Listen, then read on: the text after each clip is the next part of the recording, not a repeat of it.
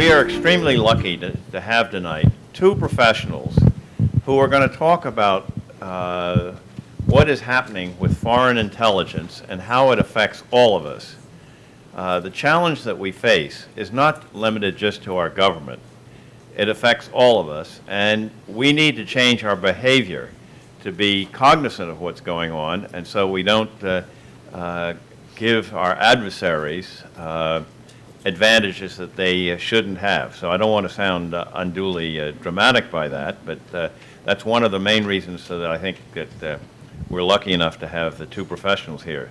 On my immediate right is Charlie McGonigal, who has been named by the FBI director. He takes the post formally in October. He's special agent in charge of counterintelligence in the New York field office. The New York field office is probably the most important field office that the FBI has. It is the most important field office, I suspect, and in some ways may be more important than Washington itself. And he's worked. I agree with you. He's joined the FBI in 1996. He worked on Flight 800, worked on the terrorist bombings in the U.S. embassies in Tanzania and Kenya, and obviously worked on the September 11th attack. To his immediate right is William or Bill Evanina, who is the National Counterintelligence Executive, or NCIX, in which role he is the head of counterintelligence for the U.S. government and the principal counterintelligence and security advisor to the Director of National Intelligence. And he is also the Director of Counterintelligence and Security Center, NCSC. The government loves all these acronyms, but that's another acronym that he has. And in that role, he leads and supports counterintelligence security activities of the U.S. intelligence community, U.S. government, and the private sector, which is for us. And he also works closely with many of our allies. And interestingly enough, he joined his intelligence career by joining the FBI 20-odd years ago. So we're going to start off with each of the panelists will talk for about 10 minutes. I will then follow up with questions, and then we'll ask individuals in the audience to ask questions. But please remember two things. One, I'm sure you will have questions that they will not be able to answer. And if it's a question that's on an ongoing investigation, they simply can't answer that. So please bear that in mind and respect that criteria.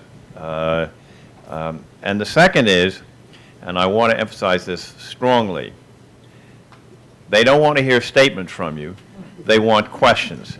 And questions begin with words like what, how, or why. So with that, let me turn it over to our two panelists. Thank you, Ted, and thank you all for being here this evening. I know you're committed to hearing a lot about counterintelligence. On a sad note, though, my colleague and I share the fact with you that our director, James Comey, was just summarily fired by the President at the Attorney General's recommendation this evening. So James Comey has been officially fired as FBI Director. I know Bill shares in this. I think we both felt that Director Comey was probably one of the most loved leaders that we've had in a number of years, commanding a leadership role in the FBI. And I think, appreciate that. I think many of us who were nominated for leadership positions by him will forever hold him in esteem as we progress through our FBI careers. So we wanted to share that with you as we just received the news as we walked in the door. No idea who the next FBI director will be, but obviously Andrew McCabe will be probably acting director as we move forward here. So who also has the benefit of being a homegrown New York FBI agent prior to his ascension to deputy director. So shifting gears a bit, we're here to talk about counterintelligence, foreign influence. I won't be able to answer every question, as Ted pointed out for you this evening, but what I'd like to do is talk a little bit about the structure of the FBI first in New York. Historically, I would never be in audiences like this. made available to the general public because counterintelligence is generally, we deal with a lot of classified information. And we work on projects and operations that generally the general public is not made aware of for a number of reasons.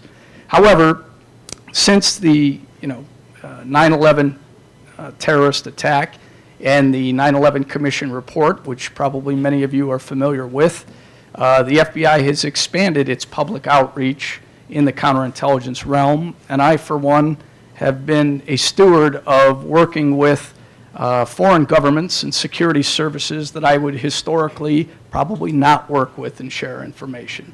And I think that has been very, very productive for the FBI and us in the counterintelligence realm. Because why?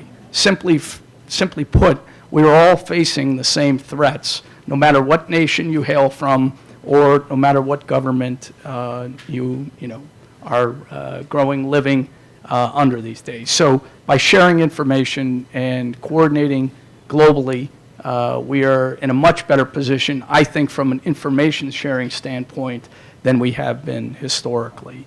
And we've benefited not only in the terrorism realm, but also in the counterintelligence realm. A little bit about New York counterintelligence.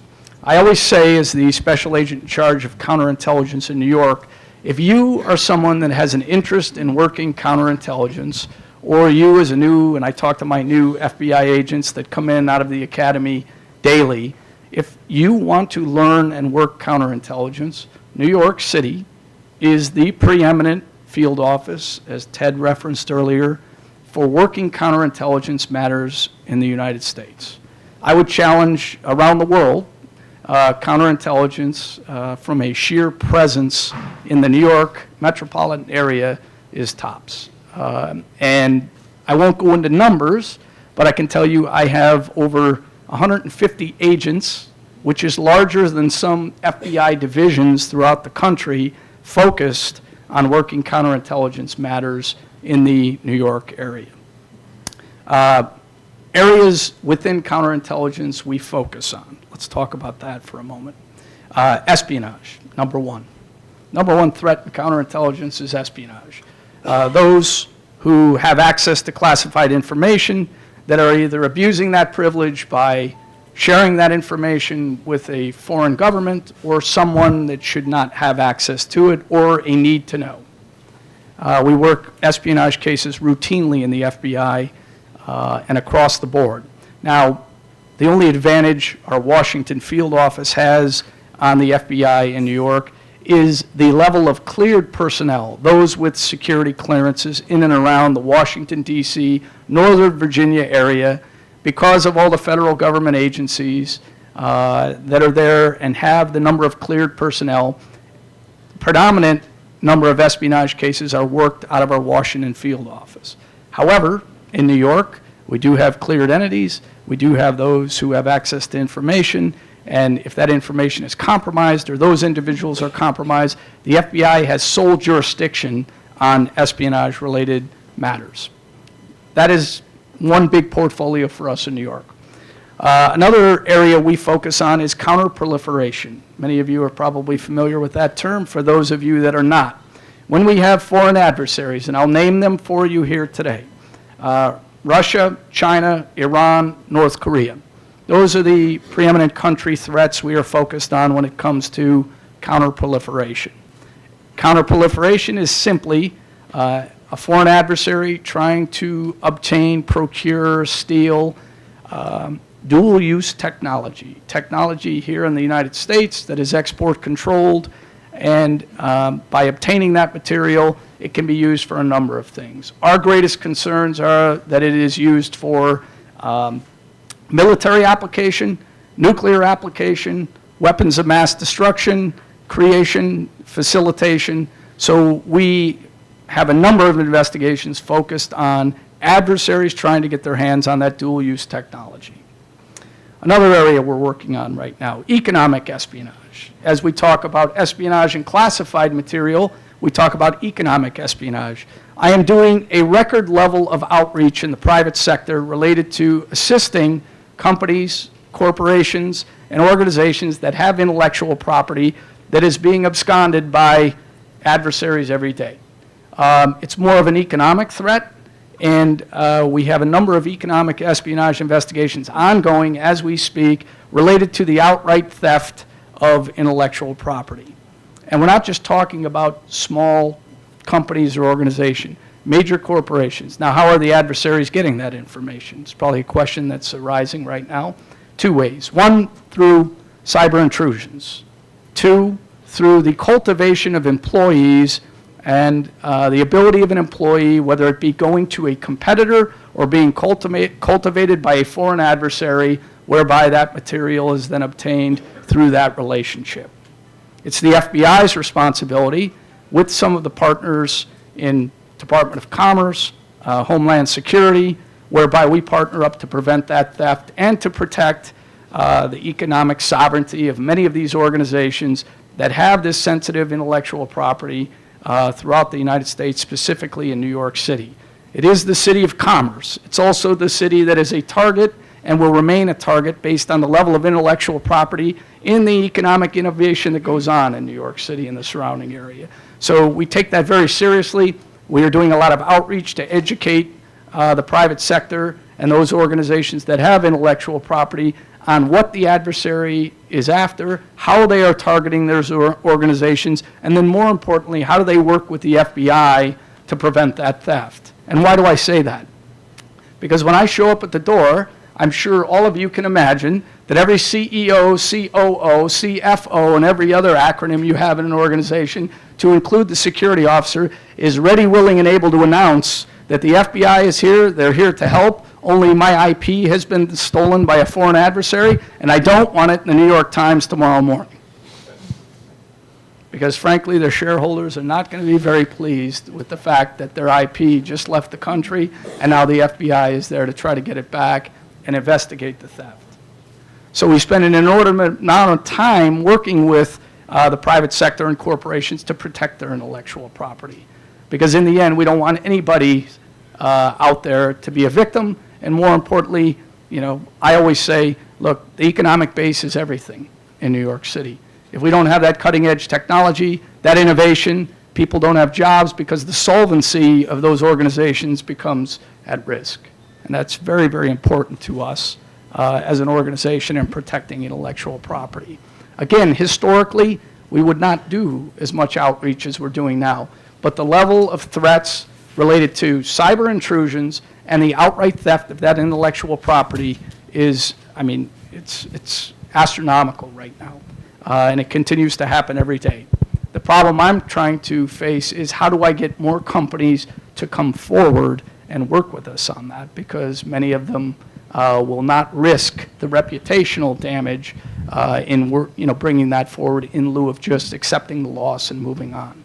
The problem is the adversary receives that message just as much as you do from keeping that quiet, and 9 times out of 10, you're going to be a victim again if you've been a victim once. So I encourage anybody that is experiencing any type of intellectual property theft to contact the FBI, contact me in support of working with you. And 2 things to remember on that, which I think are very important. One, we don't always have to prosecute.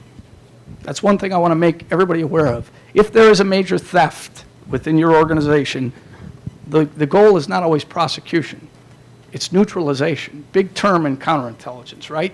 Because we learn how the adversary was able to get at your intellectual property. And sometimes that becomes more important than sending the message of a deterrent, which would be prosecution. So be mindful of that out there as you are experiencing any type of theft or are a victim of such activity. Finally, I'll close and I'll let Bill jump in here. But the FBI in New York, it's a 24/7 day-a-week job. I wish I could tell you I had double the agent pool that I do, but we try to prioritize by country threats. And what do I mean by that? We constantly are analyzing the level of activity, the threat. We apply our resources accordingly to those threats based on the level of activity. One thing, and I'll close with this, that we're sort of going through within the FBI, which has been a bit of a challenge for us, is we have a cyber division and we have a counterintelligence division, both looking at the same threat streams. The problem is, once in a while, We never cross paths to share information because they're after hackers, and I'm after those who are carrying out intelligence-related collection operations in New York City. However, as I said, the threat remains the same. So, while I was in my prior job, my job at FBI headquarters was to integrate cyber with counterintelligence. Now, many of you that have done mergers, acquisitions, or brought two major entities together under the same roof, I'm sure that was a seamless, exercise, and you had no bureaucracy associated with that. Well, let me tell you, in the federal government and the FBI, when you're trying to merge two major divisions, there are some significant challenges to that. But in the end, just know that we are a lot better than we were post 9/11 in not only sharing information, but combating the threat, both from a cyber perspective and from a counterintelligence perspective. And if you have questions, and I'll add a few notes as we go along here about specific cases that are in the public to give you better visibility on what we are doing from a counterintelligence mission here at the FBI in New York. Truly a pleasure to be with you today, and I look forward to your questions and your comments. Thank you. Good evening. Thank you, sir. It's truly an honor to be here from Washington, D.C. and spend some time with you tonight. Hopefully, I'm not hopeful, I'm sure that we're going to have a robust discussion and dialogue, and we are not going to hear your commentary because he's got a magic button over there that can delete you, so I think we'll do that. But before I get into my role and what the government provides in terms of where my organization sits and what the ODNI is, I just want to do two things real quick. Number one is you've heard the old adage or proverb, it depends on where you sit, right? It depends on what seat you're in, is your optic, your view, right? You all heard that? And also you've heard of fake news, right? Well, I'm about to expose some fake news right now. So you just heard my good friend and colleague Charlie talk about how great the New York office of the FBI is. That will be classified under fake news 101. And then my two perspectives on that, turn that mic off, Go back to D.C. So I grew up as an FBI agent across the river in New Jersey, working the real cases and the real subjects. All the targets were surely in New York City, but the bad actors lived in New Jersey. So we had to do all the work, and they had all the credit. That's one part of it. The other part of it is I had the opportunity and pleasure to work alongside Charlie for many years in Washington, D.C., where Charlie not only was the lead investigator, supervisor, and manager of some of the FBI's biggest investigations in the last 15 years in the Washington field office and at headquarters. The Washington field office and at headquarters. Charlie talks about he's a good advocate and marketing member of the New York office of the FBI, but if you're a counterintelligence wannabe and you want to work counterintelligence, you have all the embassies in Washington, D.C., right? That's where all the spies are. So why would you not want to work, as Charlie says, the number one mission is espionage? That's where the spies are in Washington, D.C. So we'll move on to reality. So Charlie brought a lot of good perspectives in terms of the FBI's, I will say, very challenging mission, almost an impossible mission to help protect and defend not only the United States, the government, the private sector, and what we do for a living. So I'm also an FBI agent, so I am the fourth appointed national counterintelligence executive. My boss is the director of national intelligence, currently Dan Coates, former Senator Dan Coates. Previously was Director Clapper. And he works for the president. Prior to this job, I've been in this job 3 years, I was head of the counter-espionage group at the CIA. And then prior to that, I worked with Charlie in the Washington field office. Just to give you an assembly line of from the FBI to the CIA to now to the national level. What we do in the national level, my center is called the National Counterintelligence Security Center. So our optic is to drive strategy, policy, guidance for counterintelligence security across the U.S. government and the private sector. So what does that mean? So every year, my shop authors the strategy, counterintelligence strategy of the United States of America. It's signed by me and it gets signed by the President of the United States. That drives the strategy, the 5 pillars of what we're going to do as an intelligence community to protect our nation. We tell people what we're going to do. Then the FBI, CIA, NSA, NGA, they get that document and they determine how they're going to do it. So they are the facilitators of that particular venue, how the FBI does it, the CIA does it overseas, NSA collects, that process. We drive policy. Policy in how we do things in the government with respect to clandestine operations, also in security. How do we do background investigations? How do we protect and defend our people, our buildings, and our data overseas in consulates and embassies? So it's a pretty vast mission, but it's at the strategy policy level. So I spend a lot of my time at the White House and Congress just informing, educating, threat and warning to our policymakers and congressmen so they can go ahead and drive new legislation or write new national level policies. It's a unique position, and it was a challenge position for me, going from operations and the tactical to the very strategic government-wide mindset. It was a challenge. I'm not even there yet, but it's been an interesting dilemma for me to move beyond the tactical mindset and be more strategic. Also, some cool parts of my job are also heading or chairing the counterintelligence team for NATO. So I spend a lot of time with our NATO brethren around the world, quarterly on civic's. We have conferences to drive some type of semblance of collectiveness and oneness with our NATO partners, and we'll get into that in a second, as well as what we call the Five Eye partners. So the U.S., Canada, Great Britain, New Zealand, and Australia. So I chair what's called the Counterintelligence and Security Panel across those 5 countries, and we meet once a month, either in civic's or every other month in person, and we look at things, ideas, issues, problems, or threats that are germane to all of this, and how we work on them individually. And what we end up doing is learning and sharing best practices. For instance, if the FBI has a really cool method or methodology on how they're going to analytically look at big data, well, that can be shared across lines. The same thing if our New Zealand friends find something that's interesting, we have to share those venues. So that's pretty interesting.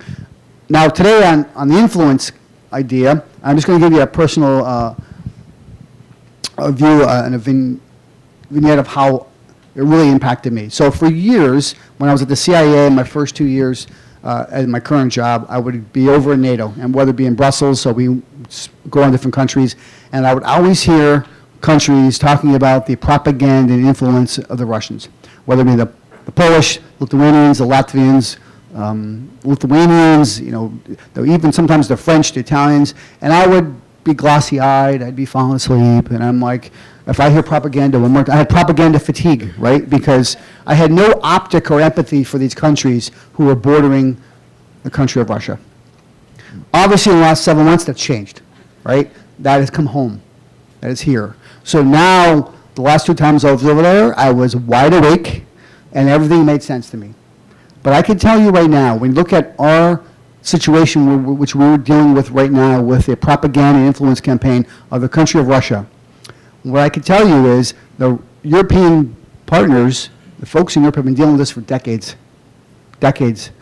And there are countries out there, I'm not one name, who truly believe they're on the verge of an invasion. Whether that's true or not, it doesn't matter. They believe it to be true. No different than our electoral process that just happened. Whether or not the Russians actually interfered in our election, does it matter? Raise your hand if you think they did not. Right? Well, even if they didn't, it doesn't matter because the narrative is created, right? We know for a fact they did. And I have to explain this to my dad in Pennsylvania, how this really works, what propaganda really means, right? So it doesn't make a difference to reality. The reality is sometimes is what we believe and how we feel and what we think. And then we're all part of that as a country, as a media organization, as government officials, as private citizens, as people that make our country go every day. So what we do every day is try and find a way to not only combat the reality of propaganda and influence, but educate as well. And I think tonight we're going to do our best to be able to provide an optic for you through your questions and our answers and our dialogue and discussions about what we all can do collectively. Where can we learn some skill sets? Where can we get some resources? How to understand it better? What this really means? Because there's a couple things in our lexicon that are confusing. Supply chain, critical infrastructure, hack. What does that actually hack mean? Propaganda, influence. They're all words that mean different things to different people. We're going to try and get to the bottom a little bit today, talk about what it really means for you and for your families and for your coworkers where you work and how that impacts it. Charlie talked a little bit about cyber. I just want to give you some numbers real quick. So my shop went back last 5 years, looked at all of the theft of personally identifiable information, PII. Majority of it by one country, China. We looked at numbers. So right now, over half of American adults have been victimized by theft of PII. Over half. So that's this whole half of the room right here. You just don't know it yet. It'll happen soon. So all of that theft of PII, from OPM to Anthem to U.S. Airways to American Airways to United to airport reservations, hotel reservations, you can go on and on and on. Your financial institutions, they're all under hacking, right? Hacking. You know, so I can tell you right now, it wasn't by any sophisticated hacking mechanism by the Chinese government. 90% of all that theft, 90%, occurred from one thing. You want to guess what it is? Spear phishing. Our inability as humans to not click a link is incredible. And our adversaries know that they could send us email, a hyperlink to a Twitter account or an email, and we will click that link. And then they're in, and they become a systems admin, and they can cipher off all that data, right? So some of the damage is self-inflicted, but until we do some of the controlling of the controllables, our adversaries will never have to get more sophisticated to impact or intrude on our systems or data. They can continue to send us emails with really cool dancing bears, and we'll click on it. So look forward to tonight. I think it's going to be a great evening. We'll look forward to your questions, and it's going to be a great opportunity for myself to partner with my old friend Charlie and Ted here. It's going to be a great night. Thank you.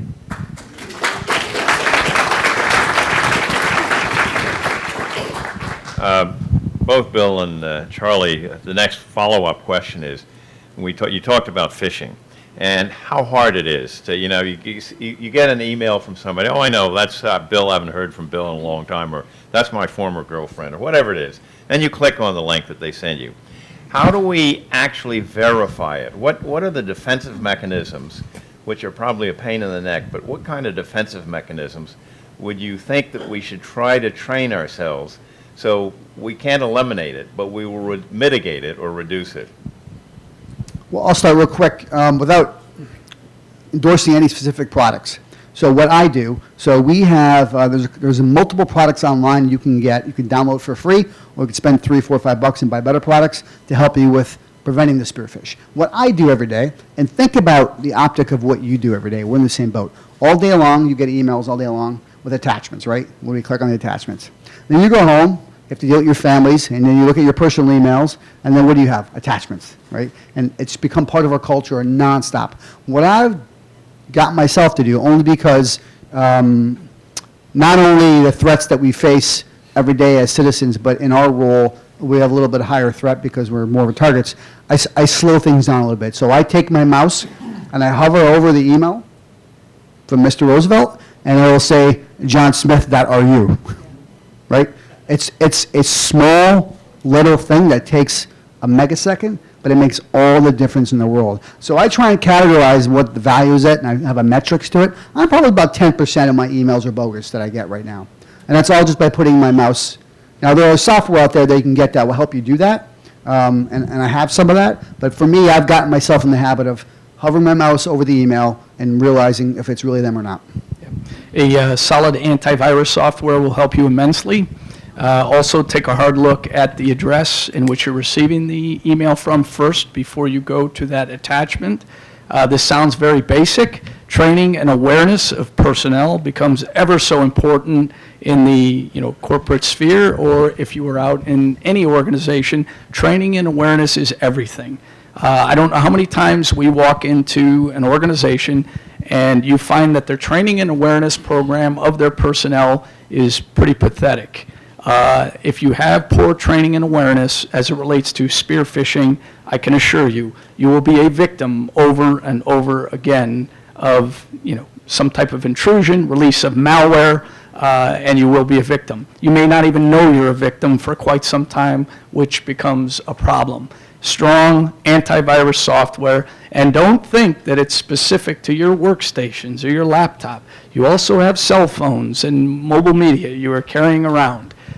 These things tend to pick up, depending on sites you are visiting, bits of malware that you can carry with you and transmit.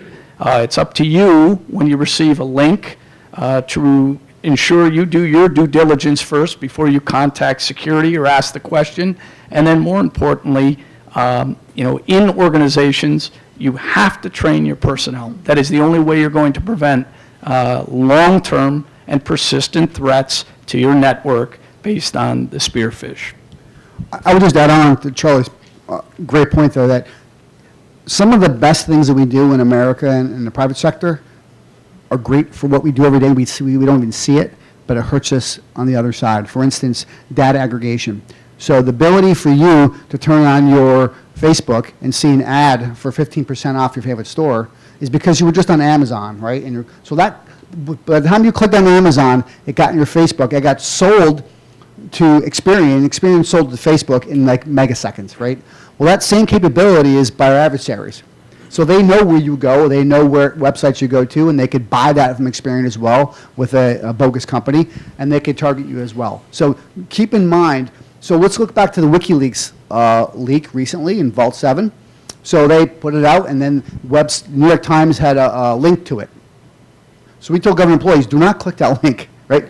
For two reasons. Number one, you're going to now have access to classified documents. Which they do, unfortunately. Right. And number two, there's a hyperlink in that link that identifies to WikiLeaks who's clicking on it, and then they have your email. So it's that same, I call it speed of business that we have in America, our adversaries have the same thing. So just like with Internet of Things, which is an amazing thing that we love every day, it's also awesome for our adversaries. Just a note here, and I'm not going to go into a lot of detail, but I think it's pertinent for this audience.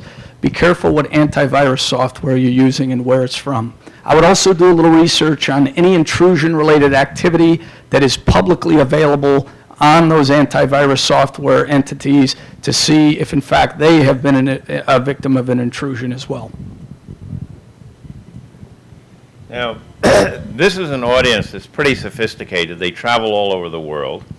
Talk a little bit about how easy it is, unfortunately, for people to become compromised and how strategic our adversaries are in working to compromise people, even from a young age.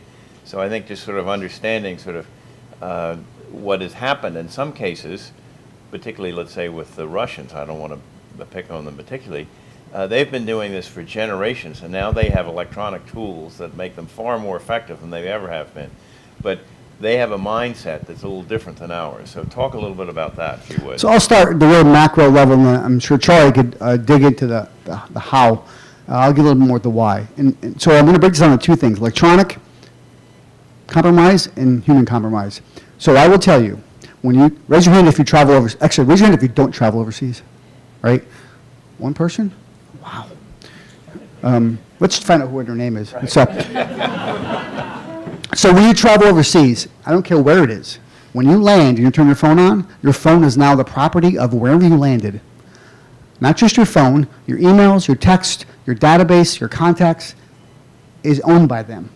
Whether it's the French, the Spanish, or the Russians or Chinese. Now, if it's Russians, Chinese, and you're not going to land in Tehran, obviously, but they own everything in your phone. Now, what they also can do is send you an email from that airport, from that location with a link, and guess what you do? You click on that link, right? Whether it be not a Google-like map program to get around Beijing or in St. Petersburg, when you click on that, now there's malware in the phone, right? They own your phone forever, so when you come back to the States. Remember, when you travel overseas, your phone is not connecting to Verizon or AT&T anymore. It's connecting to a foreign government because they own and operate that. So they own everything in your phone, all your little texts, your little tweets, and all your emails. Second, when you travel overseas, and this is mostly for guys, and you go out and you have your business meeting, your marketing meeting, or your conference, and then you're out having dinner at a bar, all of a sudden you become the best looking guy in the bar, right? If you weren't good looking here, you're not good looking over there. Just remember that. If it's too good to be true, it's too good to be true. On a tactical level, we deal with this every day. We have numerous personnel, both in the private sector and the federal government, that are compromised as a matter of routine in foreign countries. You're all aware of this. This is always made public. Look, if Russia can compromise its own attorney general a few years ago with 2 prostitutes and a camera embedded somewhere, outlining this activity, imagine what they can do to you as a business traveler going in there blindly with a laptop, a phone, and all the energy in the world to make a deal or to do business there. I caution everybody in traveling to Russia and China, just make sure you're doing your due diligence as it relates to your phone, your computers, or any other media you could be taking, because it will be compromised and you will not know it. A couple of specific stories. I don't know if any of you have had this experience, but it is a telltale sign of compromise. If your cell phone is rather hot or the temperature is high on your cell phone when you are in a foreign country, you can almost be rest assured that is some form of a remote attack against that device. So just a point of clarification for you. That is one clear sign of a potential attack against your phone would be, the temperature. We have seen numerous private sector entities, personnel, and also federal government employees compromised. And as Bill said, it's as simple as, starting a dialogue that leads to, the development of a relationship that goes sideways quickly. And let's just keep in mind, the rule of law is not always one that is abided by in some of these countries where you're traveling, and you should be readily aware of that. I'll just cite the level of detainment of U.S. persons in China right now is quite exorbitant, and it is a concern to the U.S. government, is a concern to the FBI, and we're constantly giving defensive briefings on those traveling into those countries as to what they can expect.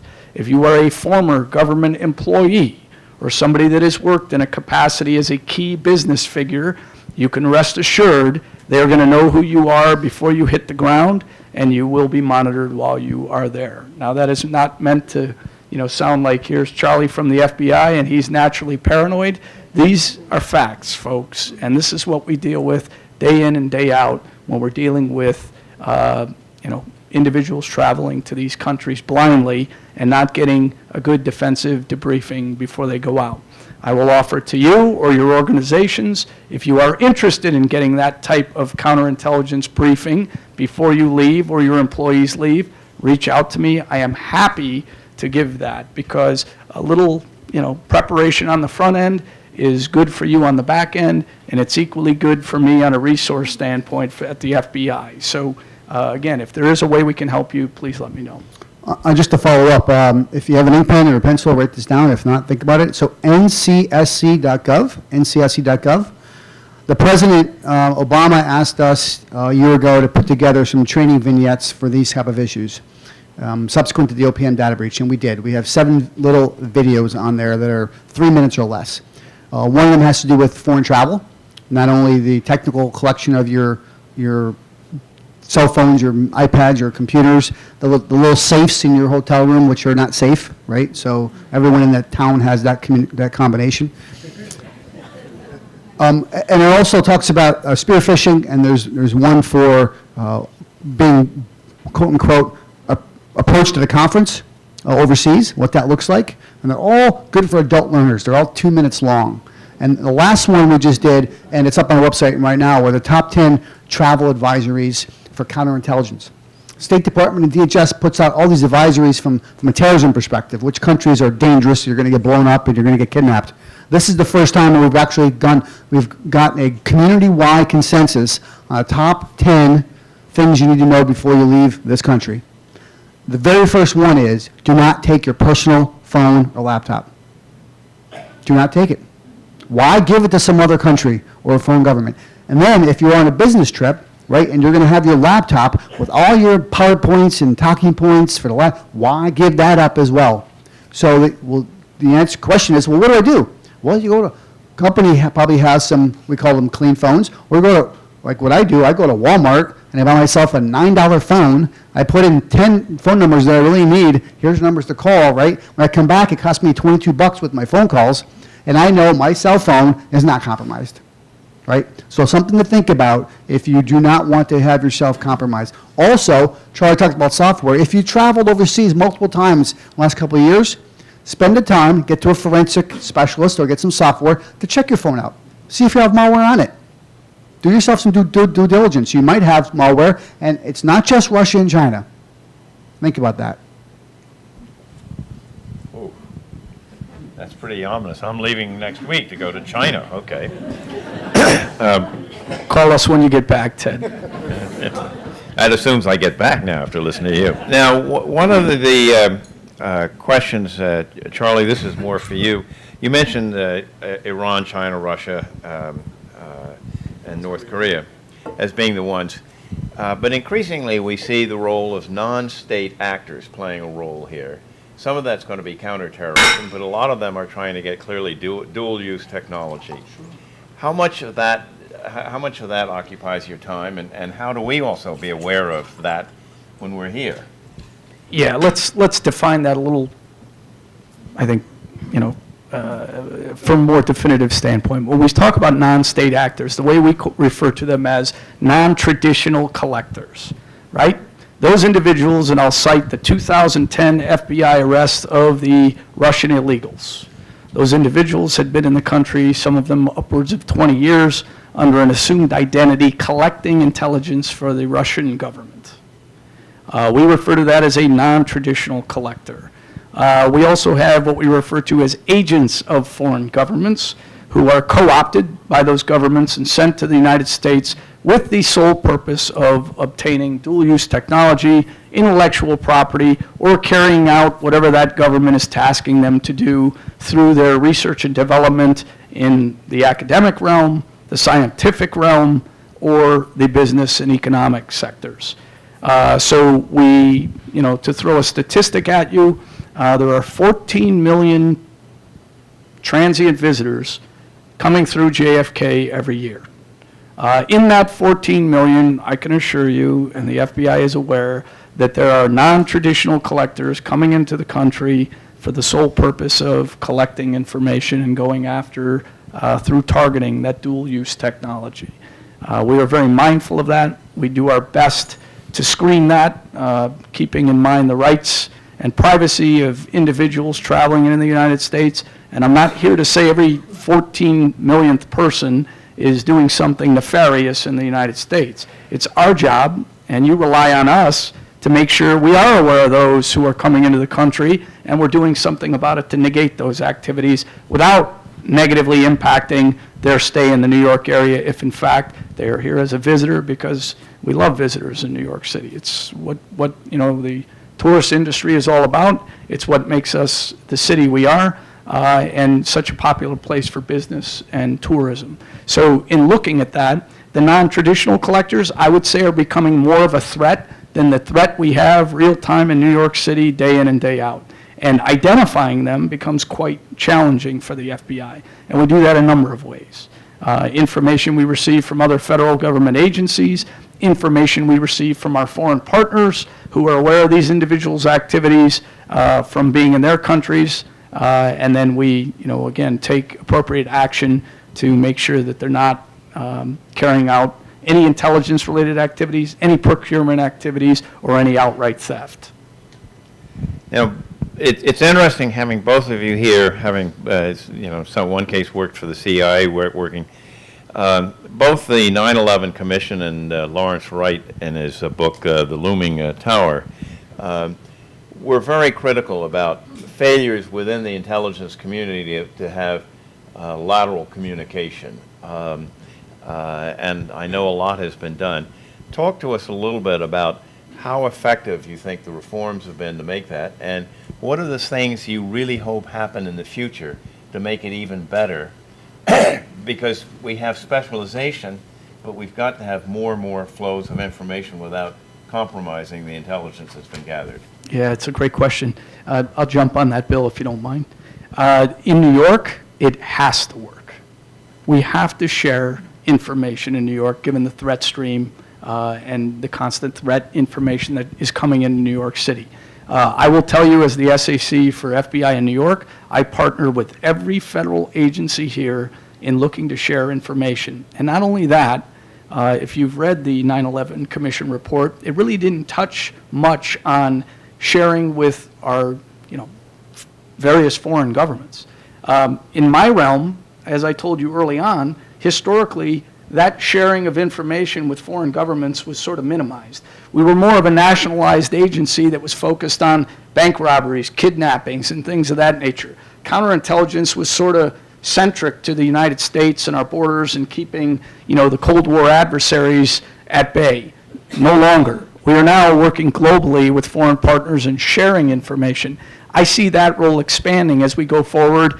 I'm meeting with government entities here in New York City from the UN that I would historically not have done business with as the FBI. I think that's very, very good for us across the board. I think the more expansive we are in that intelligence sharing, the better we will be equipped here to protect New York, the United States, and more importantly, share information to make sure our allies have timely information to combat the very same threats that we're facing day in and day out. So, from that standpoint, our sharing of intelligence with foreign governments has expanded tenfold.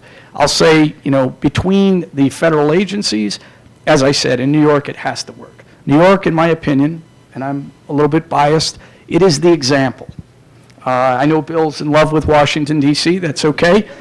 In New York, we are the example. We share information regularly. We cannot survive without that sharing going on. And I rely on every federal agency here.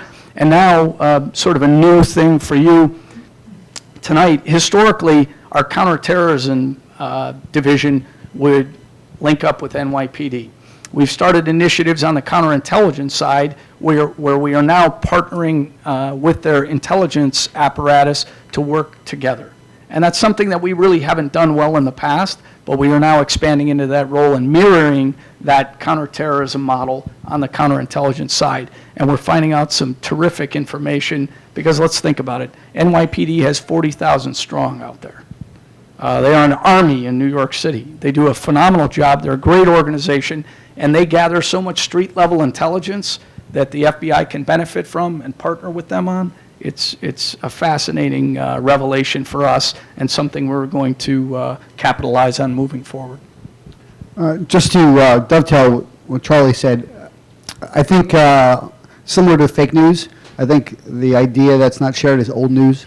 I really have to say honestly, from my perspective, not only having been in bed at the CIA in charge of a couple hundred folks over there on espionage, but my job now, there's really hardly anything that's not shared, specifically analytically for sure, because there's a lot of cross-fertilization of people.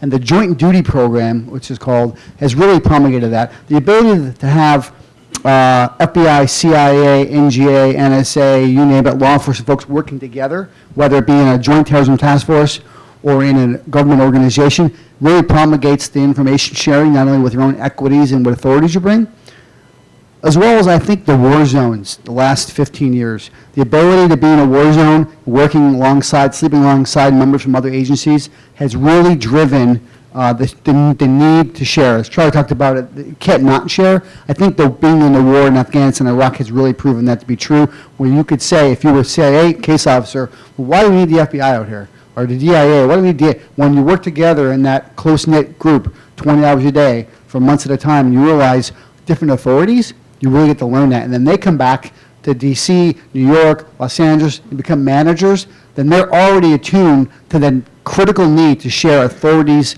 equities, resources, and mindsets. And I think that's really, what's driven subsequent to the 9/11 Commission report, WMD Commission report, because we were, prior to 9/11, independent stovepipe entities. No doubt about that. No one will challenge that. But right now, I think at some points we've either gone a little bit further. If you look back what Edward Snowden stole, the 1.5 million documents, a lot of those documents were on shared sites that were available to a lot of different agencies. So some question, did we go overboard here? Which we didn't change or mitigate, but so the good sharing has some potential pitfalls for it, but I think we're as good now as we're ever going to be, and I think we're in the right place. Both of you mentioned that we're going to be under more pressure from voting, and they're going to be more. The Russians are going to do more of that. Does that suggest that maybe we should go back to the future and go those old-fashioned machines where you move a big lever, that if you have electronic voting, it's going to be much easier to compromise. You know, I'm going to answer this way, okay? And I try to rely on factual information in making decisions, and the FBI relies on us to do that day in and day out. And I want to stress to you that there's been a lot of spin in the media, and I realize the media has a job to do. I respect that.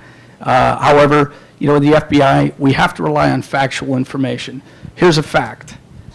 No voting machine was hacked during the election. That is a fact. Well, So before we jump the gun and start reinventing the wheel and turning our democratic process on its head, let's deal in factual information in making decisions about the electoral process. So, you know, with that, and I sort of take issue with this because there's been so much of the fake news that's been spinning. There's been so much put out there about what we believe Russia did and what we didn't. I can tell you this much, and this is confirmed by Director Comey's testimony, you know, confirming with Department of Justice authorization that there is a counterintelligence investigation going on into that right now. I will stress to you, sitting here as the FBI representative in New York, we are looking for factual information to substantiate or negate the idea that there was an influence campaign. And we have to rely on that. You have to rely on that. And you have to stand with us on that in support of getting to that truth. And that's what we're doing today in the FBI as it relates to this whole thing. But to your question and to that point, fact. Not fiction, not speculation, not spin. That's what we're focused on right now and trying to get to that answer. So a little bit context for that. So I had the opportunity to be part of the assessment we did for the intelligence community for the president with respect to the influence of the election. And I got to work with DHS and Secretary Johnson on the actual voting machine issues. So some interesting reality to it all. Not only were there no voting machines hacked, what we found out through the investigation is that if someone wanted to, and they wanted to hack voting machines in New York City, all the precincts are not connected. So theoretically, a high school kid, or now I would say a 12-year-old kid, could hack a precinct in New York voting, but that's all they'll get.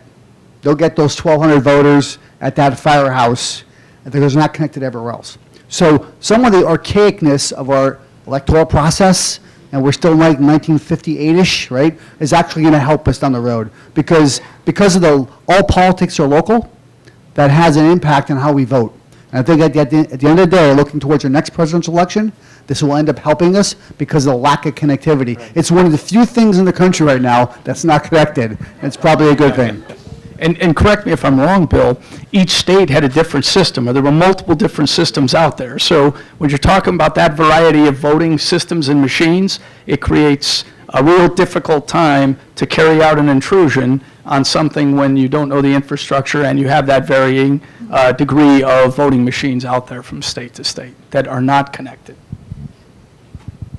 Good. Okay. Well, I've got one last question, then I'm going to turn it to the audience. Do you think that we have the right balance between surveillance and protection of our civil liberties? I'll start off. I get this asked to me all the time in Congress, and depending on which way you look, left or right, the question comes from a different perspective. I'm going to say yes, and I'm going to yield to how it's manifested every day in investigations to Charlie. But everything I do, I have 3 attorneys that are solely there to do privacy and civil liberties with respect to policy and strategy, both on the counterintelligence and the security side. Because at the end of the day, no matter what we do, we have to protect our civil liberties and privacies. The other side of the coin is that can only go so far, right? So I'll give you a vignette to this. So last year, we came out with a policy that said, as we do your background investigation, as we look to you to be a protector of the nation's secrets, and we're going to bestow upon you the authority to maintain a top secret clearance. We're going to look at all your finances. We're going to give you what's called the financial enema, right? We're going to know where you've lived, who your roommates were, everything you possibly know, right? But now what we added is the ability for the FBI to look at your public-facing social media. Look at your Facebook front page, Twitter front page. Makes sense, right? How could we, from the the smell test, could we do somebody's background investigation and not look at their public media? Not through the passwords, just what's on the page, right? Well, let me tell you, the privacy civil liberty folks went bananas. They thought it was a complete invasion of privacy. So it depends, again, where you sit, right? So you have to ask yourself, is that an invasion of privacy to look at Bill Evanina's Facebook account if you want to give him a security clearance? So as we move forward, every single step we make to secure our country and provide some due diligence comes with a civil liberty and privacy issue. And Snowden brought a lot of this to bear. Some of it's good, some of it's not so good. But we'll work through it every day. But in terms of the U.S. government and intelligence community, there's not a decision we make that doesn't involve civil liberties and privacy. Yeah, absolutely right, and the same way for, us carrying out investigations. This is not taken lightly. It is not something we routinely do, is run out and just initiate investigations on U.S. persons without predication, without legal review, and to ensure that we meet the standards set by the Attorney General, the Department of Justice, and the FBI's Office of General Counsel. We take that seriously, and it's not something I take lightly when we're evaluating whether to open a counterintelligence matter, an espionage matter, a proliferation matter, as a matter of course. So there is plenty of scrutiny from a legal standpoint to ensure we are not violating anybody's privacy. When I'm out talking with the private sector, one thing that comes up as a matter of routine is what level of privacy within your organization are you comfortable with when you're monitoring your employees? Because we stress all the time the insider threat. You've heard this ad nauseum, right? The insider's going to get you. He's going to steal your IP. She's going to take it out of the building. So what level of sort of privacy are you adhering to internally or representing within your organizations to ensure you find a balance between security and privacy? And I don't have a good answer for you because your organizational cultures are going to dictate what your level of security and what level of monitoring you may be able to employ to protect your IP or those keys to the kingdom, if you will, within your organization that keep you a solvent entity out there in the sector you're operating in. And like I said, I've been in 1,000 different companies and organizations related to security incidents, and that is probably one of the biggest, I think, or one of the most troubling things for companies as to, developing that formula for privacy versus, monitoring employees' activities. We show hands. How many people or have responsibility, accountability, oversight in hiring personnel? A lot, right? So I'm not asking for the answer, but think about when you hire someone, do you check their social media? It's all we do. Our world is controlled by social media. Do you check it? Do you Google them? I can tell you, just last week, I had a little symposium like this with Fortune 100 companies and some major universities and colleges. And two of them said, a university president and a major corporation COO said, we would never dare to do that. We would never do that. That's a complete invasion of privacy. So wait a minute, you're a major university and you're a corporation, you're going to hire this person, you're going to pay them a lot of money, and you're not going to check what's on the front of their Facebook page? That's a choice, right? But it's also a risk-based equation choice. All right, questions. Now, somebody, there's a question over there, I know. Okay, it's disappeared. Way in the back. Sir? Go way in the back with the man with the glasses. Good. Come on up to the front so everybody can hear you. Oh, you got a microphone, right? Albert Golson. How does your organization, the FBI, specifically with the cyber division, how successful have they been in recruiting young people to work for your organizations versus their choice to work for, let's say, a company in Silicon Valley? And what can you do better to increase that recruitment effort? Well, I can ask you, the taxpayers, to be able to pay them higher, and that way I would be able to retain them. In all seriousness, you raise a very good question, and one we are dealing with in the FBI. As you can imagine, we have a lot of talented personnel in our cyber realm, and they are often recruited to the private sector. It is very difficult to retain these individuals because they're talents, and obviously they're very marketable. So what we try to do is convince them that the experience they will get within the FBI in an investigative realm and what they're going to be learning about from, foreign partners will aid them in eventually getting out into the private sector. But as far as we've looked at retention bonuses, we've looked at a number of different things to include advanced education to try to get them to stay. But that is something we're battling within the FBI right now. So I'm going to speak a little bit on the community perspective, because we've had a lot of conferences about this. But I'll go back to the FBI right now. It's just a little facts. So currently, right now, the average entry age for an FBI agent is 30 years old. So that 30-year-old individual who maybe is working in Silicon Valley, in Texas, in St. Louis, at whatever private sector job they currently have. They go to Quantico for 6 months, then they're asked to be assigned to go work for Charlie in New York City for $76,000 a year. And relocate their family here. GS-10, FBI agent, $76,000 to start in New York City. And there's a line out the door, I just want to let you know as well. So, that being said, in the community, it's very similar, whether you're CIA, NSA, NGA, and what does make a difference. What we have in the community, in the FBI, probably more than anybody, once we get them in, we own them for life. Because the mission is so strong, no one ever leaves. The hard part, though, is getting them in. Now, you add on the money issue, what the millennial issue. So what you're saying to these individuals, hey, yeah, I know Mr. 28-year-old Series 7 broker here in New York City who's making $240,000 a year. We get the fact they're going to take a big pay cut. Also, that cell phone you live with in front of your face, you can't bring it to work. What?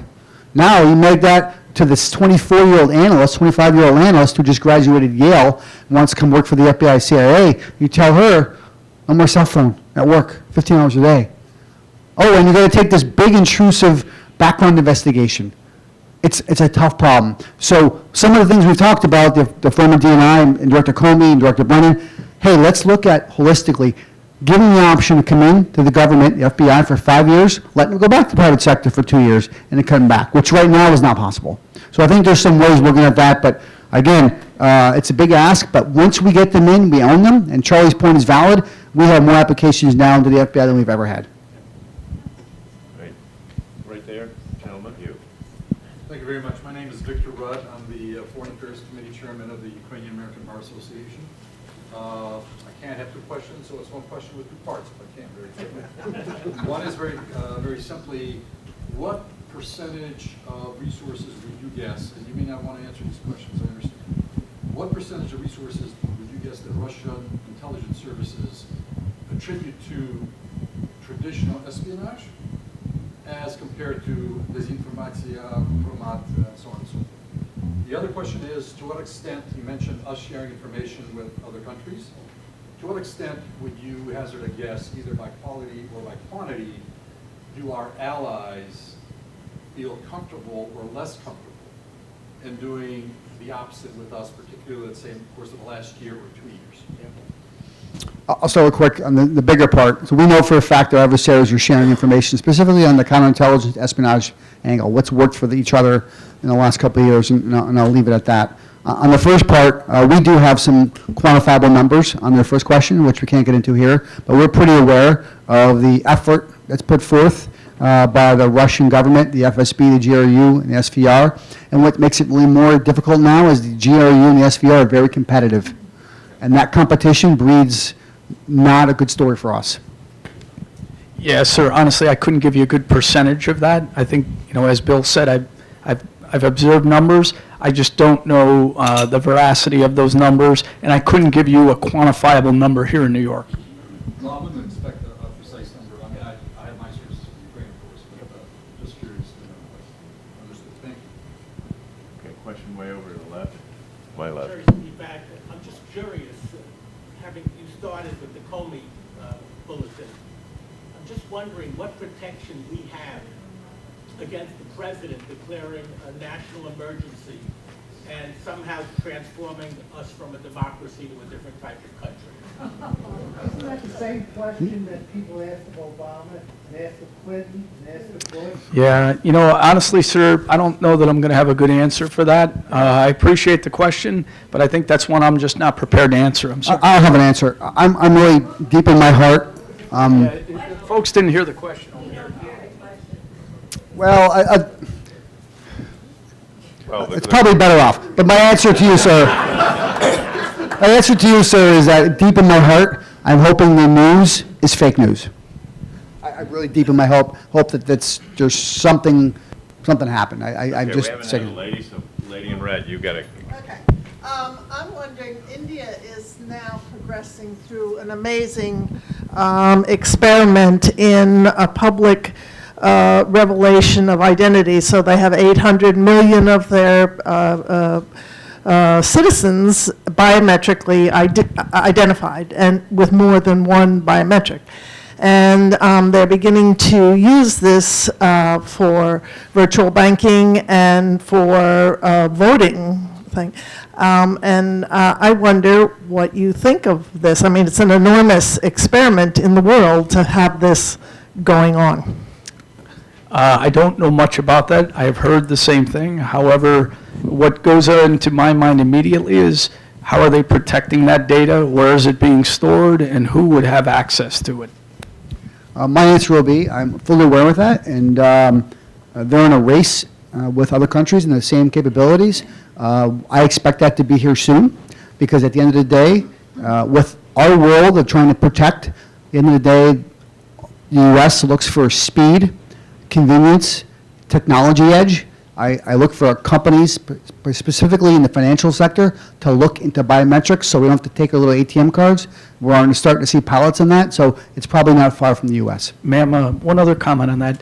Disney is a huge biometric collector right now. You cannot go to that park without putting your, print down Right, to get I in. mean, we paid to get the biometrics on our passports now, so we Yes. don't have to stand in line. People would love to have biometrics on their computers so they're not being hacked. Yeah. But I was just asking from a professional point of view. I mean, I think we're heading in that direction. Again, I always look at it from a security standpoint.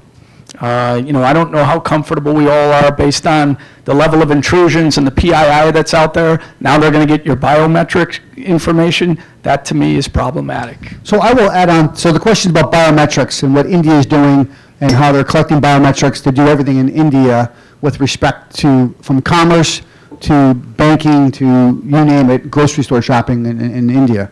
And we're not far from that here. And I will say we're almost there. So look at the data that's collected on us as citizens. Credit cards, what Experian buys every day, billions of dollars worth, they sell what we do. Just think about what we do every day that we take for granted about how it's collected. And I'll give you the one example, Google Maps, right? If people really knew how Google Maps worked and how they got data, they would be really upset. But could we live without Google Maps? Probably not, right? So the Google knows how fast you're going, if it's over the speed limit. People, like my dad, poor dad, he says, let me tell you, it's really cool. It goes from like yellow to red to purple, like automatically. It's really, I don't know how they do that. He thinks there's a satellite in the sky. But if my dad really knew, because he's way far left, that data is going from his phone in megaseconds, he would not be happy, and he would write a letter to Rachel Maddow.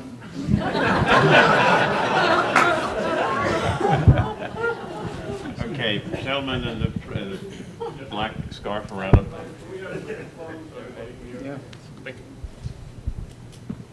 Given that, Introduce yourself, please. sorry, Introduce yourself. Tarek, I'm a student. Given that Facebook, Twitter, social media have been weaponized in this past election, this is more probably in line with the DNI's mandate, but the FBI probably also has an input. Do you have an action plan that's ready to counter these measures by the time of the next election?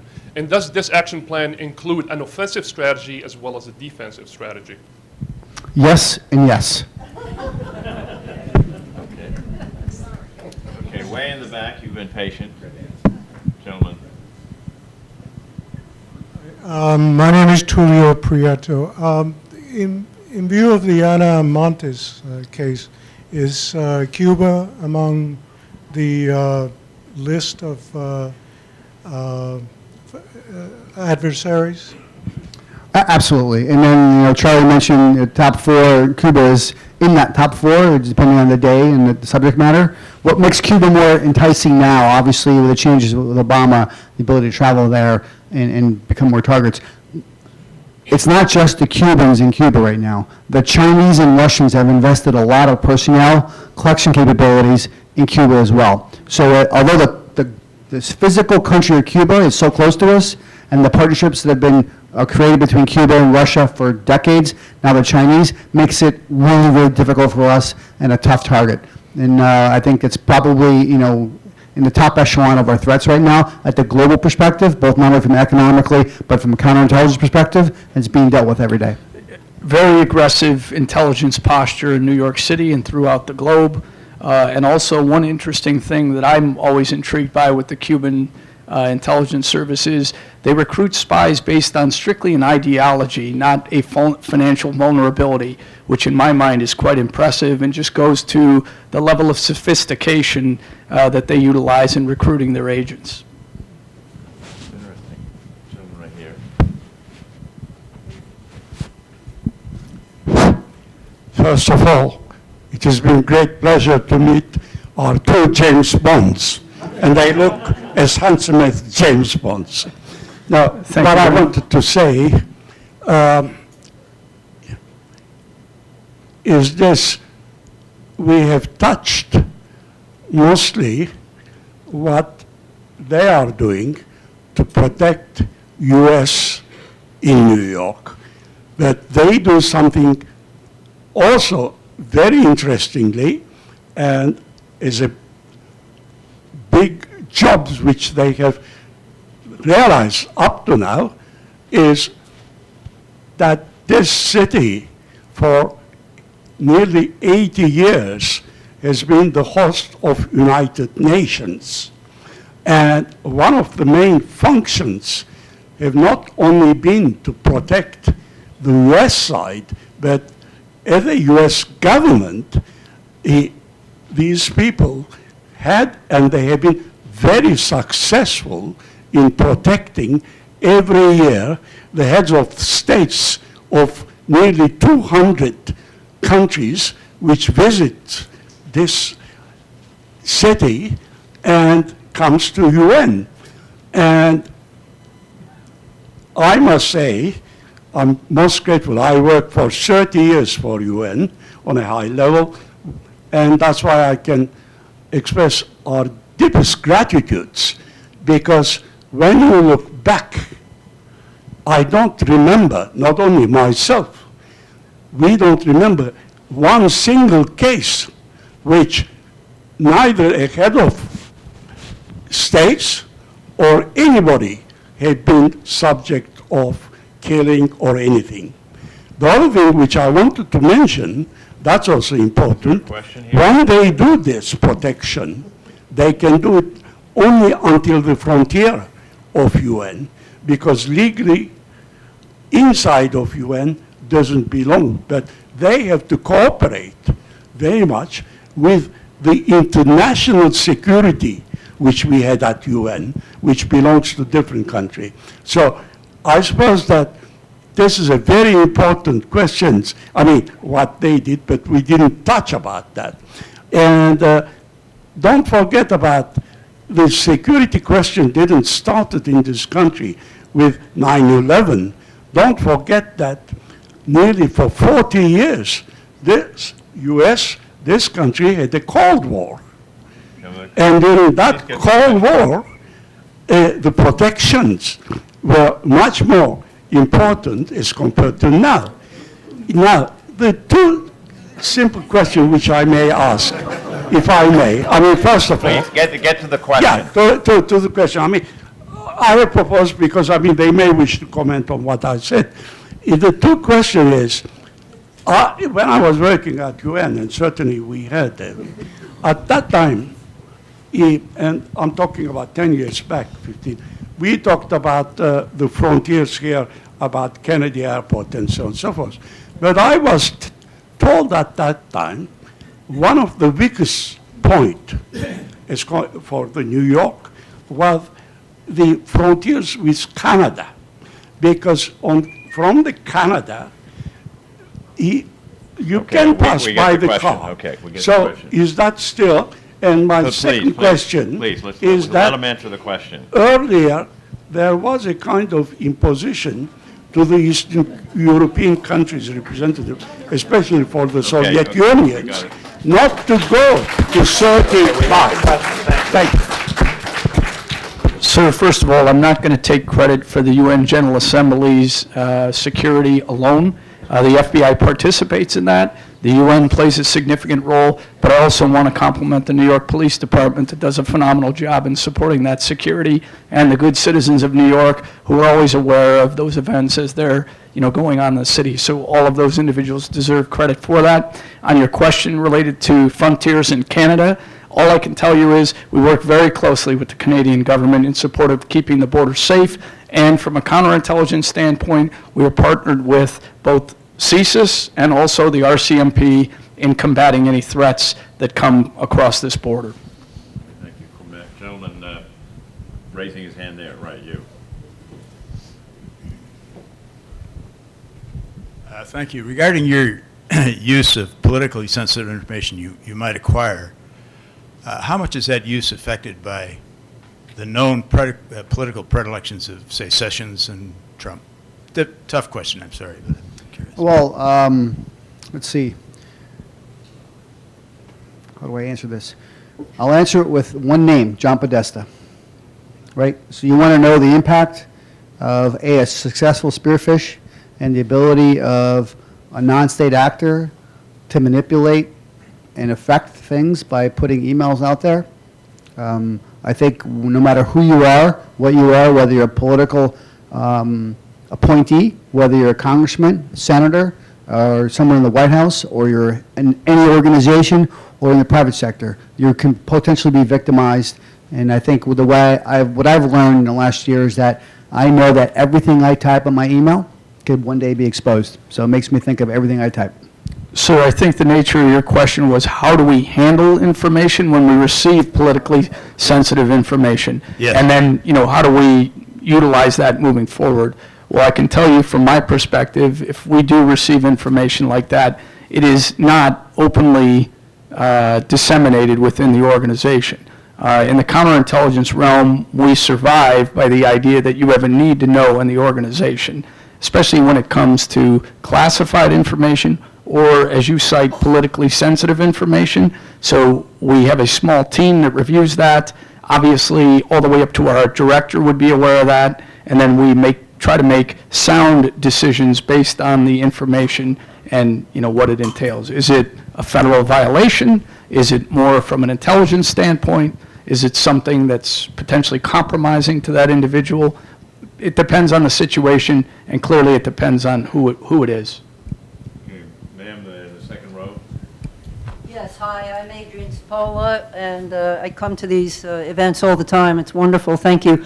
Unlike this gentleman here, I'm not concerned about a military takeover or a dictatorship of our government, but what I'm concerned about are companies as large as Amazon and Microsoft and Google who have access to absolutely all of our data. What kinds of protections do we have against companies like that, and they're abusing that? Well, I think in terms of protections, obviously those are questions for Amazon, Google. But I will tell you, in the greatest capitalist country ever created in the history of the world, I think that's part of our success. And part of our capability for us to drive capitalism involves information flow and their ability to take our information, whether it's a magazine we order. So I think it's a culmination of our culture, but also our capitalist society that it has to breed upon that to drive the economy. Now, from the government's perspective, the FCC and there's regulators out there that have the ability to regulate the way they collect data and move data. That's what we have to hope for good government and good business model practices and good relationships between big government and big business. I think that's going to have to continue to be the success that's driven our country for the last couple hundred years. Good. Gentleman in the fourth row. Good. You.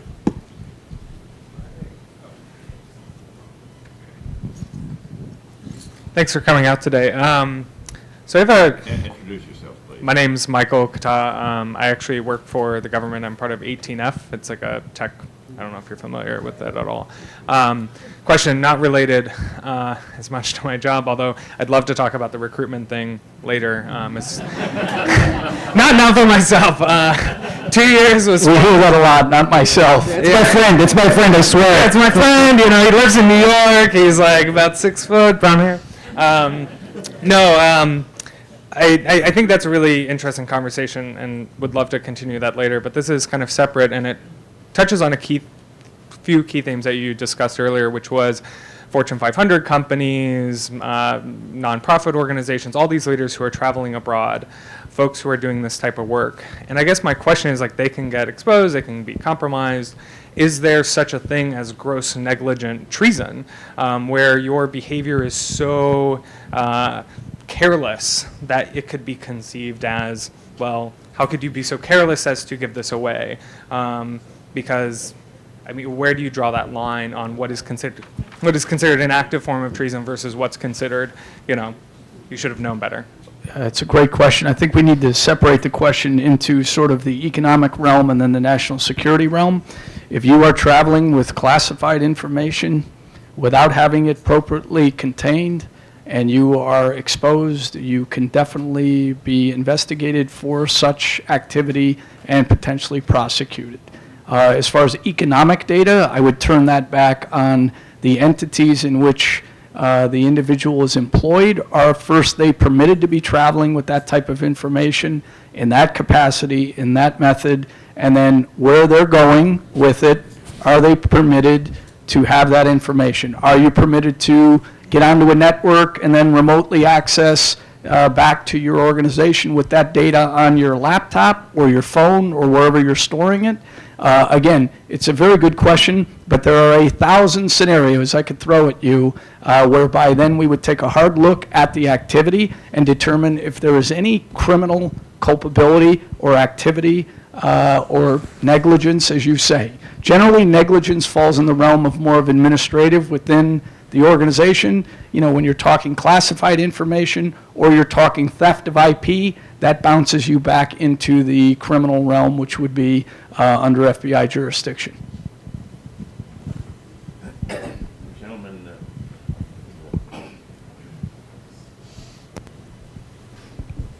Hi, Paul Juniper. I work in private equity. I was wondering if you could please address economic espionage from friendly states, particular that might be state-sponsored economic espionage, and how you go about in dealing with your counterparts in trying to address that, mitigate it, and discourage that.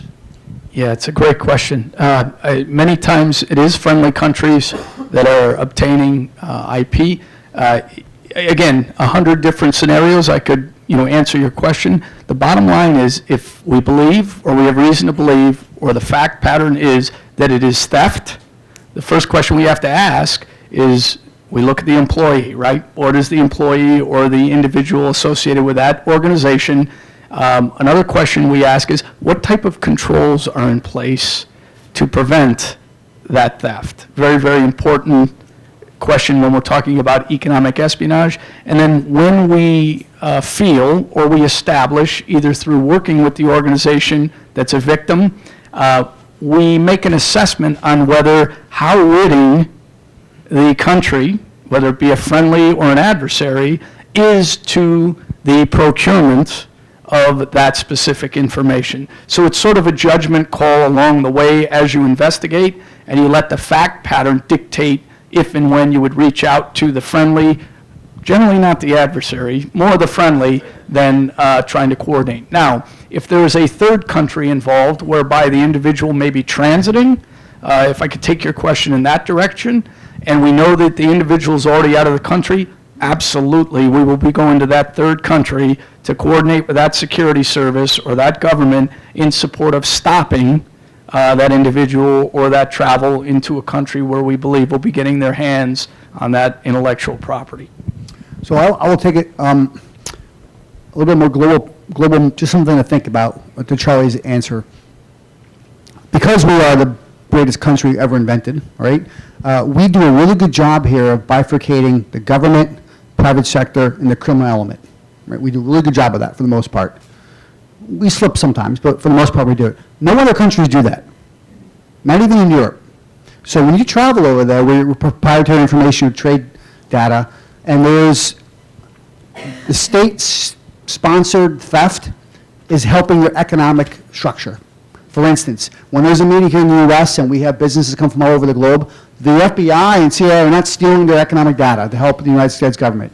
We just don't do that. But that's not the case everywhere else. So there's really not even a blurred line between state and equity. The one thing that I'll give you, years and years ago, only because the ridiculousness of it makes sense. So there was a big acquisition merger between our country and a prominent European country. And they were going back and forth, flying back and forth to negotiate this acquisition merger, which turned into be a monster company we have now. What that country did through its intelligence services were microphone all the seats on the airplane so they could hear all the conversations of our business people. So before they got there, they already knew the positions. That's before they were able to do, collecting of electronic data. So you take that and you put it with your cell phones and iPads and IT collection. It's even worse now, but that's what happened, 15, 20 years ago. So again, we are an amazing country. It's because we don't do that. Sir, did that answer your question? Okay, ma'am. Non-traveler. Hi, everyone. My name is MJ, and I work at Barclays. My question is, besides worrying about the non-state actors being the threat to organizations, how do you feel about organizations trusting third-party vendors with their systems these days? That's a terrific question. Thank you. Yes, we all live in a world where we hire a lot of contractors, right? And I will tell you point blank that we have had major issues with security breaches with vendors and contractors getting access to not only classified data in the federal government, but also to proprietary data in the private sector. It's a risk. What type of vetting are you doing of the contracting entity you're accepting personnel from? And don't tell me it's the lowest bidder, because if you do, you're sort of asking for it. I will tell you a story, and I won't go into detail as to the organization. I was called in at one point to give advice and guidance on an entity in the medical industry who had for the last 14 years vendors handling a lot of their network security and activity, rotating in and out. Now, when I asked for an accounting of those vendors and the contractors, they couldn't provide it. So I basically walked back out the door and I said, when you can come up with a list, let us know and we'll try to help you. A little due diligence on the front end goes a long way on the back end to your network security and to the security of your information. And there are hundreds of examples like that. It's a natural risk. It depends, and it goes back to many of you in that human resource element. You have a tough job. I don't envy you the position you're in. You have to do a lot of extreme vetting, and I think, with that, you have to make sure you're protecting your equities. I hope that answers your question. To add on, that number of the PII theft that we lost, 60% of that was from a third-party vendor. From OPM to Target to Anthem, all those breaches came from a third-party vendor. And the last point I'll make on that, when you're doing your due diligence, there's a lot of information online about vendors and contractors. Ask yourselves and look for data as it relates to any intrusion, breach, hack, or any issue with that entity in the past. If that is indeed the case, it should give you some indication maybe of their security posture as an organization, and then apply that to what you're asking them to do in your organization. Good. Wait, two questions. This is going to be hard. I'm going to ask three people to give their questions in sequence, and then we'll take those. So, gentleman there, and gentleman there. Okay. Give questions very quickly. They'll remember what they are, and then go to the next one, and we'll have three questions at the end. John George from the United Nations Foundation. Given the recent news around 545, does the FBI have a plan in place before something like this would happen to avoid any disruptions going forward in terms of intelligence. Okay. Yeah, Next question.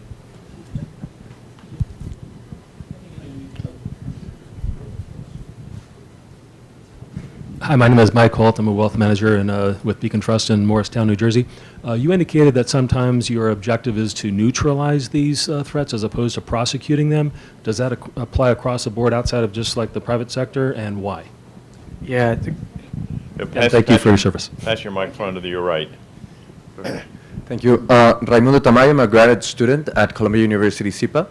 And well, I have two questions. Considering first that Joaquin El Chapo Guzman is going to be tried here in New York, how big of a threat is posed by transnational organized crime when it comes to counterintelligence?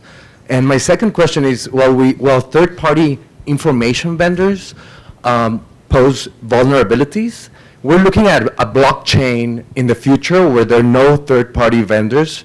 So that also poses less capacity of the state to monitor those transactions and get back to the people that are exploiting those types of opportunities. So how is the government preparing for that? Thank you. So I'll start, and then Charlie can probably get more details, but we'll go backwards. The transnational organized crime is a horrific problem we're dealing with right now. It's not anything new, but this administration has taken it head on. There's 3 major councils and multi-agency organizations working it right now. It's been probably in 30% of the presidential daily briefs, and there's been a lot of national products written towards the counterintelligence aspects that they have learned from major breaches that these organized crimes organizations have done. And I'll yield to Charlie, but on the FBI issue, you got to remember that majority of the FBI's business is done in their 56 field offices around the country. They operate regardless of who's in charge in Washington, D.C. For the most part, as Charlie can tell you, in New York City, he has no idea what goes on in Washington, nor does he care. So he will continue to do his business here, and that's the value of the FBI, is that it's done at the lowest denominator of the hard work of the agents and analysts. Yeah, to echo Bill's comments, of course, there's a continuing operations plan when we experience something like this. We experienced the same thing when Director Mueller retired and moved on from his term, and we had, like I said, Deputy Director McCabe will stand in place most likely as the acting director until a new director is named by this president. But yes, nothing changes as far as our operational pace. And honestly, I mean, we're expected to do this, right? We can't tell the good citizens of New York, our director is gone, we're going to have to stop what we're doing. It's just not going to happen. So it's a great question, and one that, just know the organization will continue to do what it does every day. I apologize, sir. What was your question? So my question was, sometimes your objective is to neutralize these threats as opposed to prosecuting them. I'm wondering if that applies outside the private sector, and why. Outside the private sector, meaning within the FBI, or? For example, someone mentioned economic espionage. Sure. So in the case of economic espionage, that's really one where you get into neutralize or prosecute, right? I'm not a big fan of neutralization, even though that is a famous word in the counterintelligence realm, right? I like to just say we hit it head on, we combat it, we negate it, and we eliminate it. With that, in the economic espionage realm, neutralization is effectively working with the company to come up with a reasonable solution. Now, the FBI is not a mitigator. We are not a mitigation service. However, we will work closely with the organization's executives to make a final decision based on taking into account how that organization sees itself post a disclosure. Because clearly, we can protect the idea that that intellectual property has been stolen up to a certain point. But eventually, if we go into the criminal prosecutive realm, there is a good chance that it will be disclosed. If we decide not to go the criminal prosecution realm, we may do a number of things. And what might we do? I'll give you a perfect example. If we know who the culprits are and they are already out of the country, we will do what we can to coordinate with a foreign government or singularly with the FBI and some of our investigative partners in the intelligence community to try to lure those individuals back and take action that way in lieu of some type of prosecution. We don't always have to end a counterintelligence matter with a prosecution. I yield on that side only because, to me, that is the biggest deterrent. But there are many instances whereby the FBI will simply neutralize a threat or try to recruit the threat so that it gives us information that is of value moving forward about adversary intentions. I hope that answered your question. Good, all right, I'm afraid that, Chairman Roosevelt's permission, may I ask one question? all right, you, Mike, please. Throw up the Chairman card. It went away. Yes. okay, if you answer it very quickly. Immediately right. Would you succinctly describe, in layperson's terms, the exact legal steps that are required for the United States government to initiate a surveillance of a United States domiciled citizen? Layperson's terms, please. I'm not an attorney. So I'm going to try it first because it's been a while since I've been a real FBI agent. So I'm going to give it the layman's version, which I would tell my dad. So there's a reasonable suspicion that you are working on behalf of the Russian government. So Charlie's shop, an agent has to go in and convince Charlie that that's the case. They have to do paperwork to say, hey, we believe this individual might be working on behalf of the government. Charlie then has to do a communication to the U.S. Attorney's Office and say, we believe this to be true, which allows the FBI to open up an investigation. So there's 4 layers right there. Then, to be able to surveil you, physically surveil you in a car, only Charlie has to authorize that. But we want to collect your cell phone information, your metadata, who you're calling. They have to get a court order, so it has to go from Charlie to an attorney to a judge, who then authorizes the FBI to go to AT&T and find out who you're calling.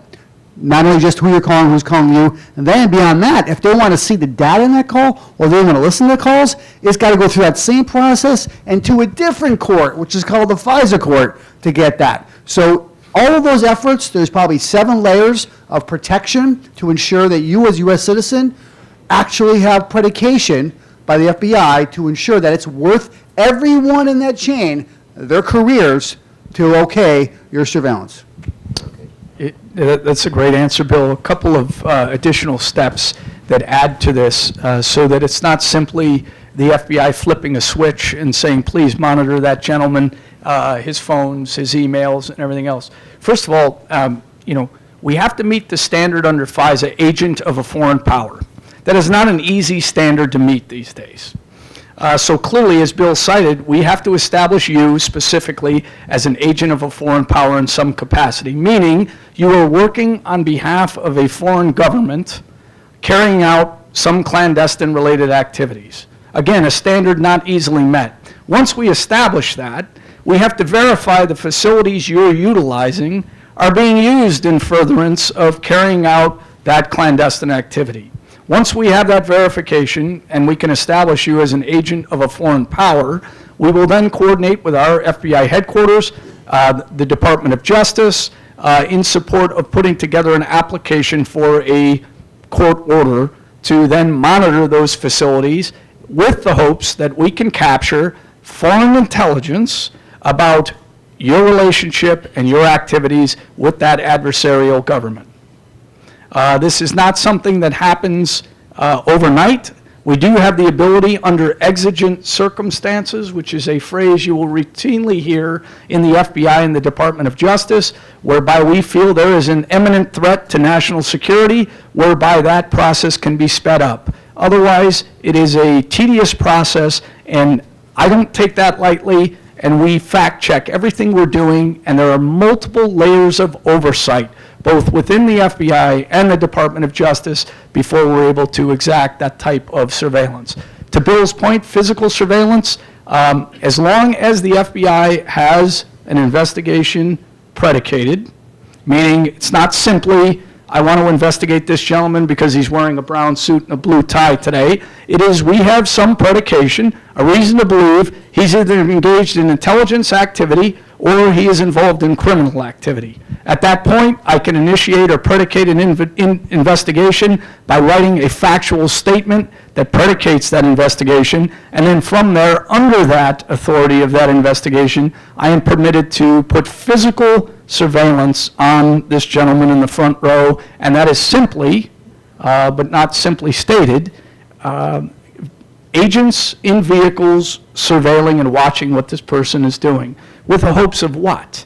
Identifying that intelligence activity, which then takes us to the statement we are looking to predicate through that affidavit for a court order. All of your investigative activity is summarized in that application in support of such an aggressive technique. And remember, I want to leave you with this. The FBI prides itself on least intrusive techniques in establishing that. Least intrusive techniques. Very important. I take that seriously, and that's not something we are flagrant with when it comes to determining, especially on a U.S. person, that level of aggression. Great. Okay, well. Well, join me again in thanking our two panelists for just an excellent presentation. They were superb.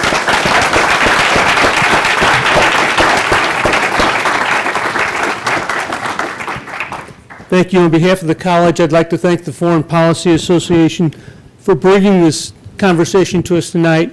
And again, thank our panelists and Mr. Roosevelt for a wonderful conversation. Again.